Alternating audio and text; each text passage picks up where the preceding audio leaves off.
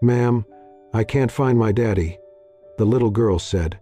The female CEO ran after her toward the woods. The snow had begun to fall heavier, thickening in slow spirals as twilight sank over the winding forest road. Sierra Langford tightened her grip on the steering wheel, her wipers brushing away slush in steady rhythm. The world outside her windshield had turned a soft, colorless blur of white and gray, broken only by the dark silhouettes of pine trees lining both sides of the road. It was quiet, eerily quiet. No passing cars, no birdsong. Just the occasional groan of wind pressing against the glass and the muffled crunch of her tires over packed snow. Inside the car, the heat was on low. Sierra liked the cold, it kept her alert. Dressed in a cream wool coat, faux fur scarf snug around her neck, and leather boots polished despite the terrain, she looked every bit the image of a woman in control. Her blonde hair, curled loosely from a blowout days earlier, rested on her shoulders as she leaned back into the driver's seat. She had come to these mountains to unplug, to breathe, to escape the static of boardrooms and broken expectations. After a messy breakup and a year of boardroom wars, she had finally hit pause, booked a remote cabin, left her phone on airplane mode, and told her assistant not to call unless the company was on fire. The grocery bag beside her seat rustled as she turned another bend, headlights casting long shadows. She was almost back, just another mile or so, then she would be in her cabin, with a fire crackling and a glass of wine in hand. That was when it happened. A flash of red darted across the road. Sierra slammed the brakes. The car skidded, tires sliding over the icy surface. Snow flew up like a curtain, obscuring her view. Her heart thudded against her ribs. When the car jolted to a stop, she sat frozen, hands trembling on the wheel. Then she saw it. Just beyond the hood, standing in the middle of the road, was a little girl.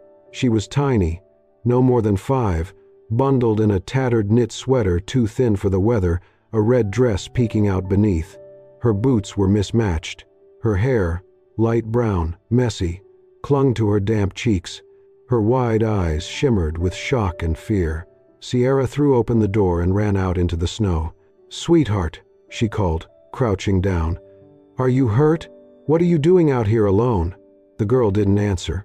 Her lips quivered, her chin tucked into her scarf as she blinked hard, and then she burst into tears.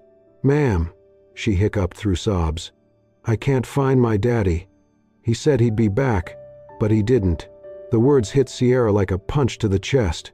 Not just the fear in the child's voice, not just the cold that had clearly settled into her bones, but that word, Daddy. Something in it cracked through the ice Sierra had built around herself. She reached out slowly, gently taking the girl's frozen hands into her own gloved ones. "Okay," she said softly. "Let's get you warm first, all right?" The girl nodded, sniffling. Sierra guided her into the front seat of the SUV, turned up the heat, and grabbed a blanket from the back. She wrapped it around her shoulders, then sat beside her for a moment, watching her calm little by little. "What's your name, sweetheart?" "Maisie," the girl whispered. "Maisie Clark. That's a beautiful name, Maisie." The girl clutched the blanket tighter. "We live nearby, in a woodhouse, just a little bit away. I know how to get there." Sierra hesitated for only a breath. Then she reached for her keys, turned the engine back on, and gave Maisie a reassuring smile. "Okay then, Maisie. You tell me which way to go." The car rolled forward slowly, tires crunching through fresh snow, guided by the soft voice of a little girl in a red dress, toward something Sierra did not yet understand, but already her heart was steering. The road narrowed as they drove deeper into the woods, trees arching overhead like silent witnesses. Maisie sat bundled in the blanket, breath fogging the window as she pointed. "Down there," she said. "That's our house." Sierra slowed the SUV, turning onto a faint path blanketed in snow. Tires crunched softly as they approached a small wooden cabin nestled among pine trees. It looked like it belonged in a storybook, modest, old, but sturdy. The chimney was still, the porch light off. She parked and glanced around. No other homes in sight, just trees, snow, and the low hum of the engine. Maisie hopped out before Sierra could stop her, running to the front door. She pushed it open without a key. "Daddy never locks it," she said, "in case I need to come in." Sierra followed, boots creaking on the wooden floor. Inside, the cabin was dim, the fireplace was cold, and the only light came from a single oil lamp on a side table. "Hello?" Sierra called out. No answer. Her eyes scanned the room. It was small but tidy, everything in its place. A well-loved couch, a threadbare rug, children's books stacked neatly in a corner, a pair of tiny shoes by the door, a folded blanket on a rocking chair. She let out a breath she hadn't realized she was holding. Whoever lived here clearly cared, for the space and for Maisie. "Where's your dad, sweetheart?" Maisie climbed onto the couch, still wrapped in her blanket. "He went to get firewood. He always goes into the woods. He said he'd be back before dark." Sierra looked at the window. It was already dark. She pulled out her phone. No signal. Of course. Maisie hugged her knees. "Sometimes he takes a long time," she said, though her voice trembled. Sierra knelt beside her. "All right, let's warm up and wait a bit, okay?" In the small kitchen, Sierra found some canned soup and dried noodles. She managed to heat something simple on the stove, spooning it into two mismatched bowls. "Here," she said, handing one to Maisie. "It's not fancy, but it'll help." Maisie ate slowly, spoon tapping the bowl. In between bites, she spoke softly, dreamily. "My mom died when I was little," she said. "I don't remember her voice, just her hair. It smelled like apples." Sierra blinked. "That's a nice memory. Daddy says she was the brave one. That's why I have to be brave too." Sierra swallowed hard. This little girl, so small, carried more than most adults. Her words held no pity, only quiet acceptance. "He says I should never go out after dark, that the woods are tricky, but I waited and he didn't come." Sierra gently brushed her hand over the girl's hair. Something shifted in her chest. Stranger or not, she couldn't just walk away. Outside, wind picked up. Snow slapped the windows and crept through cracks in the frame. The cabin groaned in the cold. Sierra checked her watch. 7:12 p.m. Too long. She stood and paced to the window. Nothing but white. No shadows. No signs. She turned to Maisie. "Do you know where your dad usually goes to get wood?" Maisie nodded. "I can show you." Sierra hesitated. Every instinct said stay inside, but something stronger pushed her. "All right," she said, grabbing her coat. She bundled Maisie tighter, lifted her into her arms, and switched on the flashlight on her phone. The girl wrapped her arms around Sierra's neck. "Ready?" Sierra asked. Maisie whispered into her ear, "I'm not scared when you're here." Sierra opened the door. Cold air hit her face instantly. Trees loomed in every direction, heavy with snow. She stepped forward, into the dark, into the unknown. Not for business, not for herself, but for a little girl in a red dress. The forest closed in around them, a maze of tall pines dusted with heavy snow. Every branch looked the same, every direction a copy of the last. The cold stung Sierra's cheeks as she trudged forward, her boots sinking deep with each step. Maisie clung tightly to her, arms wrapped around Sierra's neck, her small voice whispering near her ear, "Daddy always goes that way." By the tall tree with broken branches, Sierra turned the beam of her phone's flashlight in that direction. Her breath clouded in the air, her arms aching from carrying the girl. But she didn't stop. 10 more steps, 20. Then, "Wait," Maisie whispered. "That's it. That's the tree." The flashlight caught the shape of a crooked pine. One side of its top snapped clean off. Sierra angled the beam lower, then froze. In the snow below the tree, a long, uneven trail had been carved, a drag mark, leading downhill. At the end of it, something lay still. A pile of wood was scattered around a man's body, his limbs twisted unnaturally. Snow had begun to cover him, and the edges of his coat were stiff with frost. Sierra's heart leapt into her throat. "Maisie, stay calm," she whispered. But the girl had already seen. "Daddy," she screamed. Her cries shattered the quiet of the woods. "Daddy, wake up, please! I was so scared." Sierra knelt beside the man, carefully setting Maisie down on a patch of dry snow near the fallen branches. She pressed her fingers to his neck. A pulse, slow but steady. "Thank God," she breathed. There was a gash on his forehead, dried blood crusted near his temple. His skin was pale, lips tinged blue. "Sir?" she said, tapping his shoulder. No response. She looked back at Maisie, whose face was blotchy with tears. "He's alive, baby, but we have to move fast." She wrapped her arms under the man's and began to drag. He was heavy, broad shoulders, solid build. The frozen earth gave no help, only resistance. She got him maybe 5 feet before her legs gave out. Her breath came in short, burning gasps. She collapsed to her knees, snow soaking through her jeans. I can't pull him alone," she whispered. Maisie stood beside her now, small hand clutching Sierra's sleeve. "What do we do?" Sierra stared down at the man, at his still chest. Then she stood, scooping Maisie back into her arms. "We get help." She ran, back through the trees, down the snowy slope, her feet slipping, lungs on fire. The beam of the flashlight jerked wildly with each step.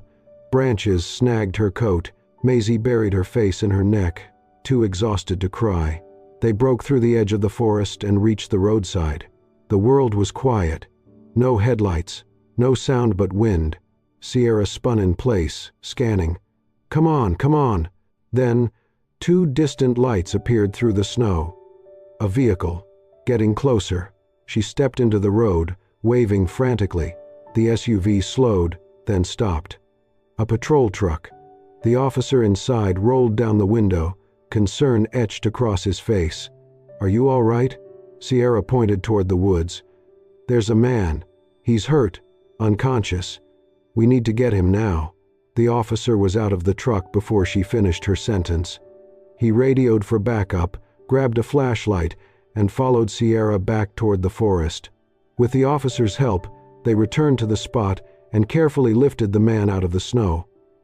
Sierra kept Maisie close, her arms wrapped protectively around the girl as they waited. Back at the cabin, Caleb was laid gently onto the couch. The officer left after ensuring they were safe and promising to send a medic up if needed. Sierra worked quickly. She removed Caleb's wet coat, checked his pulse again, and cleaned the blood from his forehead with a damp cloth she found in the bathroom. She wrapped him in layers, added more wood to the fire, and lit the old lamp. Maisie sat beside her father, eyes wide, holding his hand. Her head slowly drooped to the side, and she fell asleep, cheek resting against his arm. Sierra let out a long breath, her hands still trembling. On the table nearby sat a worn photograph in a wooden frame. It showed Caleb, younger, smiling, beside a woman with kind eyes and hair pulled into a braid. Between them, a toddler beamed at the camera. Sierra picked it up, touched the frame gently. "You did everything you could, little one," she whispered, brushing a strand of hair from Maisie's face. Outside, the wind howled. Inside, the fire crackled. And for now, they were safe. Morning crept into the cabin with a faint, cold light that seeped through the thin curtains. The fire in the stone hearth had burned low, but still pulsed with a gentle glow. The hush of dawn was broken only by the occasional pop of wood and the quiet sound of breath, small and steady. Caleb stirred, a slow, pained movement. His thick brows knit as his eyes blinked open, adjusting to the light. For a moment, he stared at the timber ceiling above him, confusion flickering in his dark eyes. Then he shifted slightly, wincing at the stiffness in his shoulder and the dull ache at his temple. He turned his head and saw her.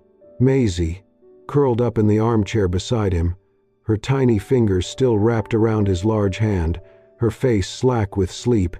His eyes softened instantly. "Maisie," he whispered, hoarse. "She's okay." Caleb flinched slightly at the sound of the unfamiliar voice. He looked toward the kitchen area and saw a woman, elegant, composed, and out of place in a home like his, setting down a mug of steaming tea. She stepped closer. Her blonde hair was loose, softly curled, her cream coat hung open to reveal a wool sweater. The heat of the fire caught in her gold strands, giving her an almost ethereal glow. "You hit your head pretty hard," she said gently. "You're lucky it was not worse." Caleb's gaze moved from her face to the room, slowly piecing things together. "My daughter. Is she? She's safe." She was scared, but she stayed strong. "You both are safe now." He pushed himself upright with effort, biting back a groan. Thank you. I do not even know your name." "Sierra Langford." He nodded slowly, eyes dropping to Maisie again. She stirred but did not wake. "You found her out there? In the snow?" "She ran into the road," Sierra said quietly. "Right in front of my car." Caleb's face fell with guilt. "I told her never to leave the house when I am out. I should not have taken so long. I slipped, must have blacked out." Sierra watched him closely. There was a strength to him, not just physical, a steady presence, even in weakness. "You have nothing to apologize for," she said softly.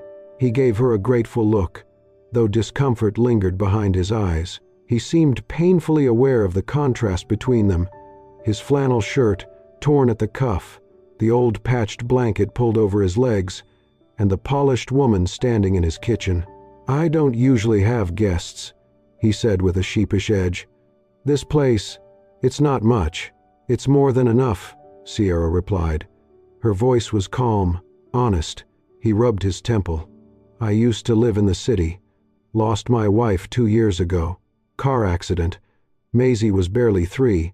Everything there reminded me of her. So we left, started over here. I take on whatever work I can. Wood cutting, electrical fixes, car repair. Pays just enough to get by." Sierra said nothing for a moment. She watched him speak, his words simple, never dramatic. There was no bitterness in his voice, only quiet resilience. She thought of the men she had known, men who crumbled under pressure, who placed ambition above loyalty. And here was this man, buried in snow and silence, raising a child alone with his hands and heart. "I don't know how you do it," she murmured. "You just do," Caleb said. "Because she needs me." Maisie shifted in her sleep and mumbled something unintelligible, still gripping his hand. Sierra glanced at the window. Snow was still falling, thicker now. The wind whispered against the glass, and the world outside looked whiter than ever. She sighed. "Looks like I'm not going anywhere soon." Caleb glanced at the door, a little embarrassed. "There's no guest room, just this space." She smiled, grabbing a throw blanket from the couch. "I've slept on corporate jet floors between New York and Shanghai. Trust me, I'll be just fine." Caleb watched her settle onto the other end of the couch, her presence filling the space with quiet confidence and something warmer than heat. For the first time in a long while, the cabin felt less like a shelter and more like a home. The next morning dawned crisp and clear. Light filtered through the frosted windows, casting soft gold across the wood-paneled walls. A warm, buttery smell drifted through the air, simple, comforting. Sierra stirred from the couch, stretching beneath the blanket. The chill still lingered, but the cabin now felt like it had quietly welcomed her. In the kitchen, Caleb stood over a cast-iron pan, flipping bread in sizzling butter. Scrambled eggs steamed beside him. A small jar of honey sat open. "Good morning," he said, glancing over. Sierra walked over, rubbing her arms. "Smells amazing. I wasn't expecting this kind of breakfast." Caleb smiled, flipping another slice. "Maisie's picky. Took me a lot of burned toast to get here." She laughed softly and took a seat, watching him work. There was something peaceful about his rhythm, quiet, steady, purposeful, a soft shuffle. Maisie appeared in her pajamas, hair messy, eyes sleepy. "Daddy."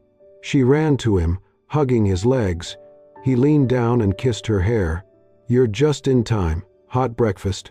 Maisie turned and spotted Sierra, offering a sleepy smile. "Hi, ma'am." "Good morning, sweet girl," Sierra said. They sat at the round table. Sierra took a bite of the toast and blinked. "This is really good. Like, better than some hotels I've stayed in." Caleb chuckled. "You're being generous." Maisie giggled between bites of egg. After breakfast, Sierra helped clear the table. Maisie tugged her hand, eyes bright. "Can we make snowflakes now?" "I saw paper in the drawer." Sierra grinned. "Absolutely." They sat by the window, folding white sheets into delicate shapes. Maisie snipped clumsily with scissors while Sierra guided her hands. Paper snowflakes began to pile across the table. Caleb watched from the doorway. Maisie's laughter echoed, clear and full of life. It had been so long since he'd heard it shared with someone else. For a moment, he just stood there, watching. Sierra looked up and smiled at him. He smiled back. Later, as the sun climbed and snow melted on the roof, Sierra stood by the door, slipping on her coat. It was time to go.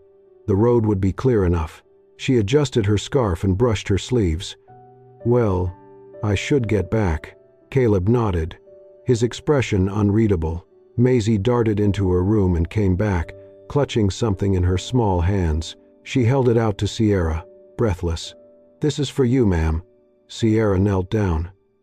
Maisie placed a knitted glove into her palm, a small, faded mitten with mismatched yarn patches.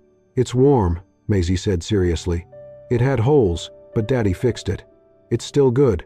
Sierra stared at it, emotion welling in her chest. She closed her fingers around the mitten. "Thank you," she whispered. "This is the kindest gift I've gotten in a long time." Maisie beamed. Sierra turned to Caleb and pulled a small card from her pocket. No title, just her name and a personal email written in blue ink. "If you ever need anything," she said, placing it in his hand, "even just stories for bedtime." He took it gently, eyes meeting hers. Something had shifted between them, unspoken, but real.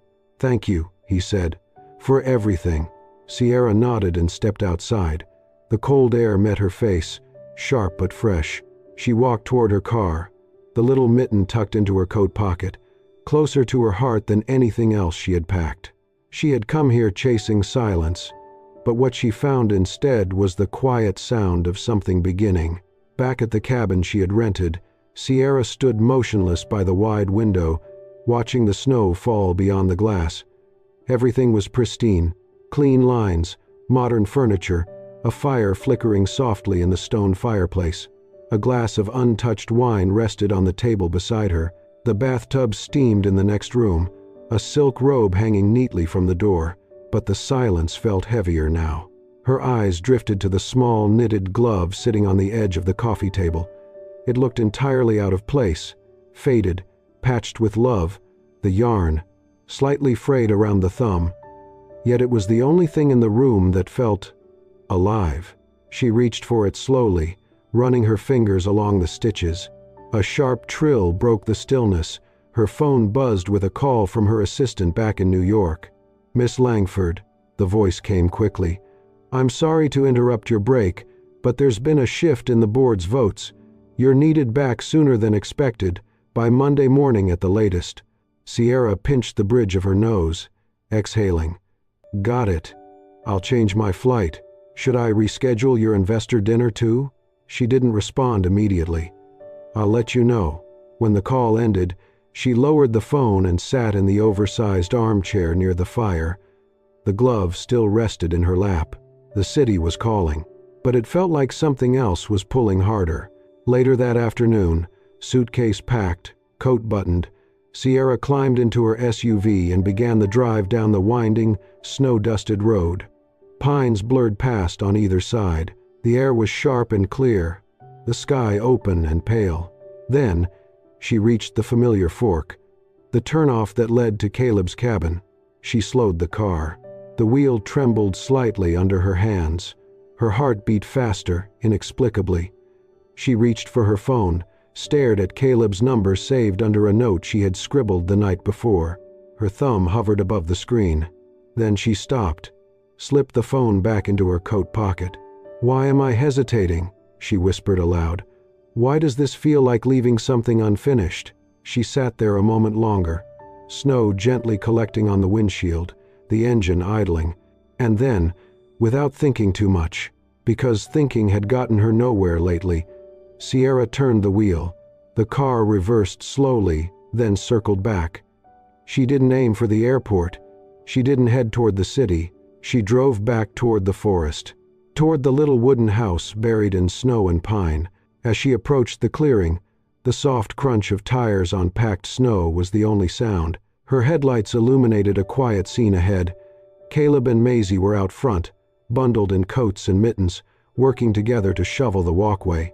Maisie was trying to push a snow pile twice her size. Caleb stood beside her, smiling patiently.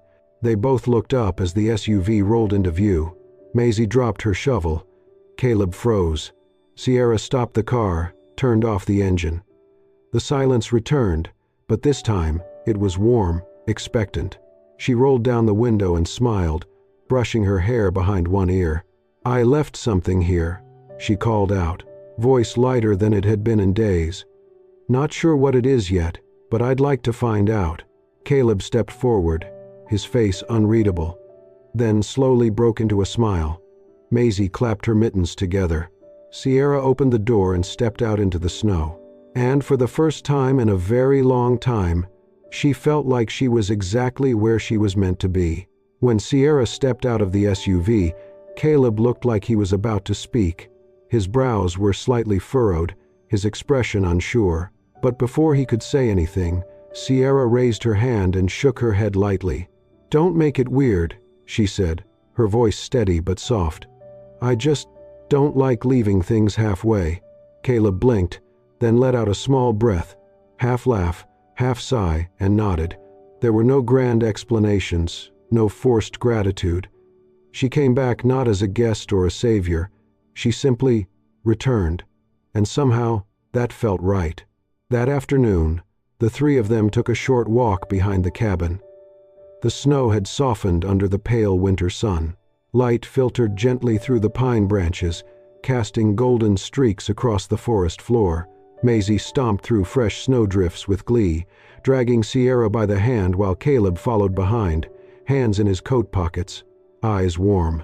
There was no rush, no deadline, just footsteps, laughter, and the soft sound of wind brushing through trees.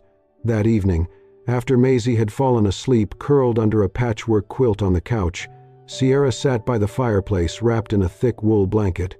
Her hair was loose, golden waves tumbling around her shoulders. The firelight flickered against her skin, giving her a softer look than the crisp, calculating woman Caleb had met just days ago.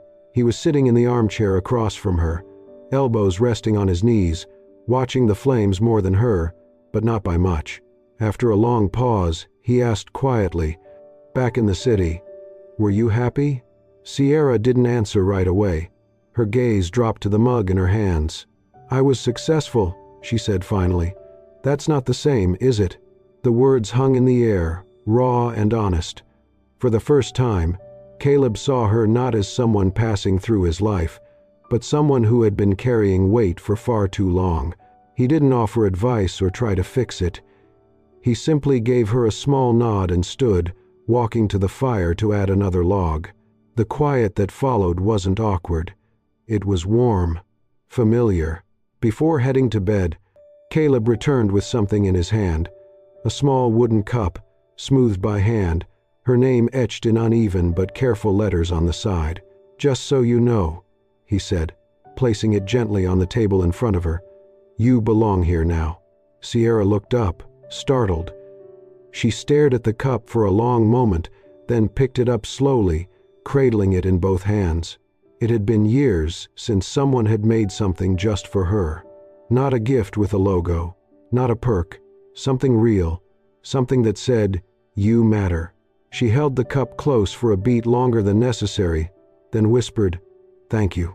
Later that night, long after the fire had settled into glowing embers, Sierra sat in the tiny guest corner of the cabin, her notebook open on her lap. She wasn't sure why she was writing.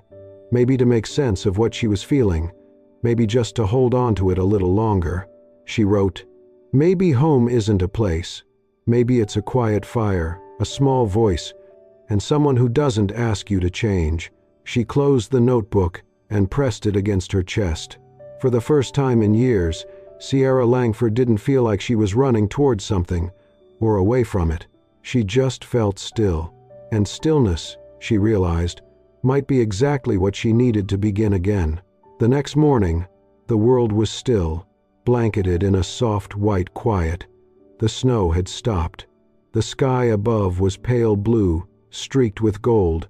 It was the kind of morning that whispered of beginnings and goodbyes. Sierra woke early. She sat on the edge of the small guest bed, letting the hush of the cabin settle around her one last time. She folded the wool blanket, packed the few things she had, and placed the carved wooden cup gently on the kitchen table. No note, just the cup. A small goodbye that did not need words. Outside, she brushed the snow off her SUV and was about to open the door when Caleb appeared beside her, holding a small wooden box in his calloused hands. It had no ribbon, no card, just simple craftsmanship. "I was going to give you this last night," he said, opening the lid. Inside was a wooden keychain, hand-carved. On it were 3 small figures, a tall man, a woman with long hair, and a little girl. All 3 stood beneath a tiny roof carved above their heads. Caleb looked almost embarrassed. Maisie drew it. "I just made it real. Thought you might want to keep a piece of our messy little life." Sierra stared at the figures, then up at him. Her eyes glistened, but she said nothing. She got into the car, turned the key. The engine hummed to life. Caleb stepped back, Maisie beside him in her little red coat, waving. Sierra pulled away slowly, tires crunching over packed snow. The road opened ahead, winding through trees, clean and empty. Freedom, return, her old life waited, but after only a few meters, she hit the brakes, a deep sigh. Then, she smiled. Screw it. She reversed the car, rolled down the window, and called out, "I make terrible pancakes, but I'm really good at coffee." Maisie cheered. Caleb's quiet smile widened. Not long after, the kitchen of the little cabin was filled with the aroma of frying butter and brewed coffee. Caleb flipped pancakes at the stove. Maisie sat on the counter, kicking her legs and giggling. Sierra stood barefoot in thick-knit socks, her hair a little messy, a coffee mug in hand. No suits, no boardrooms, no pressure, just warmth, and light, and laughter. The 3 of them gathered around the wooden table, sun pouring through the frosted windows, catching steam rising from plates. Forks clinked gently. Syrup dripped slowly. Sierra laughed as Maisie made a face at her lopsided pancake. There were no grand gestures, no confessions, just a small, shared moment.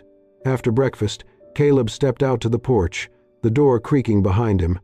The snow had melted in patches, revealing soft earth below. Winter was still here, but it was changing. He turned back and saw Sierra leaning in the doorway, the wooden keychain in her hand. She looked at him and said softly, almost to herself, "Turns out, what I was looking for wasn't out there. It was in a little red coat, running into the road." They didn't need to define what this was. They didn't need to say, love. Some things were stronger than words. No one saved anyone. Just 3 people who found each other on a snowy evening and stayed, not out of obligation, but because they chose to. A story without tears, but full of warmth, just enough to thaw even the coldest winter heart. If this story warmed your heart even just a little, don't forget to show some love by hitting the hype button and subscribing to Soul-Stirring Stories. We bring you tales that go beyond words, stories of quiet courage, unexpected kindness, and the moments that change everything. From snowy roads to warm cabins, we believe every soul has a story worth telling. So stay with us for more emotional journeys like this